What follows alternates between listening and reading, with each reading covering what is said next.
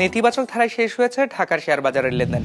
সার্বিক সূচক DSEX 14 point কমে দাঁড়িয়েছে ৫,২৫৩তে। হাত বদল হয়েছে ৪৬৩ কোটি টাকার শেয়ারের মালিকানা।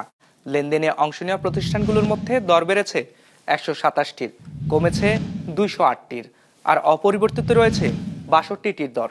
এবার বাজার নিয়ে বিশ্লেষণ শুনবো অ্যালায়েন্স ক্যাপিটাল অ্যাসেট ম্যানেজমেন্টের। আজকে মার্কেট বিয়ারিশ সেন্টিমেন্টে ক্লোজ হয়েছে।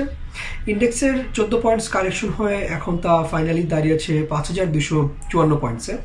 পাশাপাশি মার্কেটের টার্নওভার ছিল প্রায় ৪৫০ কোটি টাকার মতো।